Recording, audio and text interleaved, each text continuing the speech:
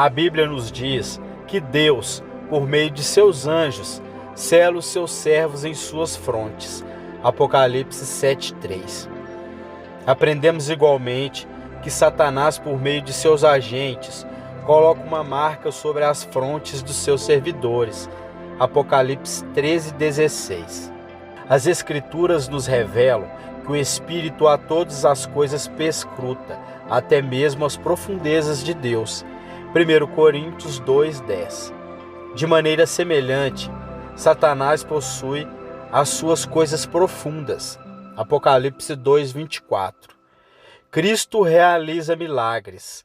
Satanás também pode fazer isso. 2 Tessalonicenses 2:9. Cristo está assentado em seu trono? De modo semelhante, Satanás tem seu trono. Apocalipse 2:13. Cristo possui uma igreja? Satanás também tem a sua sinagoga. Apocalipse 2:9. Cristo é a luz do mundo? De modo similar, o próprio Satanás se transforma em anjo da luz. 2 Coríntios 11:14. Cristo designou os seus apóstolos? Satanás também possui os seus apóstolos. 2 Coríntios 11:13. Tudo isso nos leva a considerar o evangelho de Satanás. Satanás é um arquimitador. Ele está agora em atividade no mesmo campo em que o Senhor Jesus semeou a boa semente. O diabo está procurando impedir o crescimento do trigo, utilizando-se de outra planta, o joio, que em aparência se assemelha muito ao trigo. Em resumo, por meio de um processo de imitação, Satanás está almejando neutralizar a obra de Cristo. Portanto, assim como Cristo tem um evangelho, Satanás também possui um evangelho, que é uma imitação sagaz do evangelho de Cristo. O evangelho de Satanás se parece tanto com aquele que procura imitar, que multidões de pessoas não salvas são enganadas por este evangelho.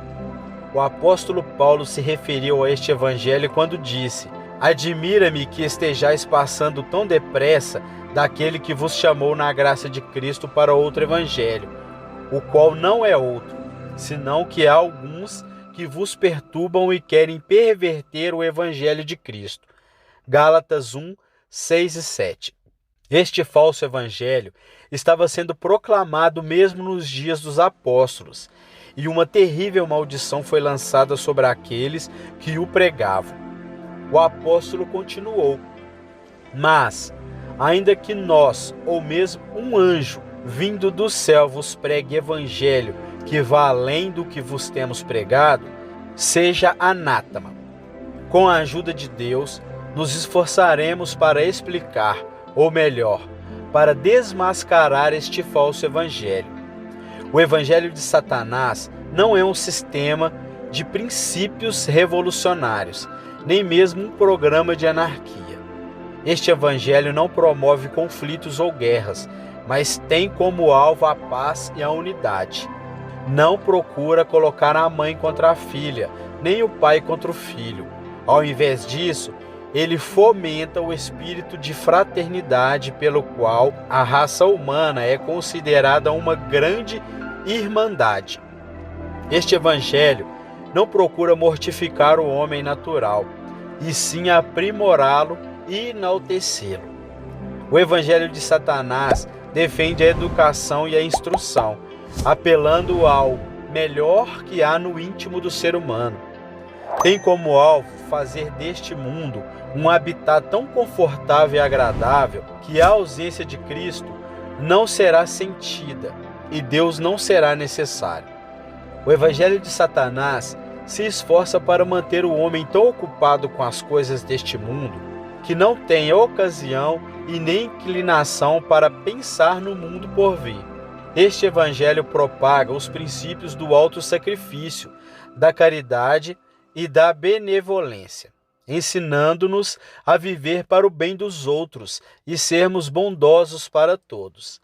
Apela fortemente à mentalidade carnal, tornando-se popular entre as massas, porque ignora os solenes fatos de que, por natureza, o homem é uma criatura caída, está alienada da vida de Deus, morto em delitos e pecados, e de que a única esperança se encontra em ser nascido de novo.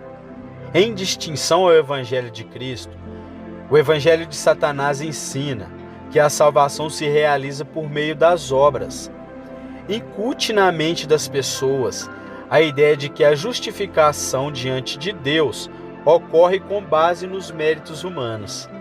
A frase sagrada do Evangelho de Satanás é: seja bom e faça o bem. Mas fale em reconhecer que na carne não habita bem algum. O Evangelho de Satanás anuncia uma salvação que se realiza por meio do caráter, uma salvação que é o reverso da ordem estabelecida por Deus em sua palavra. O caráter se manifesta como fruto da salvação. As ramificações e organizações deste evangelho são multiformes: temperança, movimentos de reforma, associações de cristãos socialistas, sociedades de cultura ética, congressos sobre a paz. Todas essas coisas são empregadas, talvez inconscientemente, em proclamar este evangelho de Satanás, a salvação pelas obras. Cristo é substituído pelo cartão de apelo. O novo nascimento do indivíduo é trocado pela pureza social, e a doutrina e a piedade são substituídas por filosofia e política. A cultivação do velho homem é considerada mais prática do que a criação de um novo homem em Cristo Jesus, enquanto a paz universal é procurada sem a interposição e o retorno do príncipe da paz.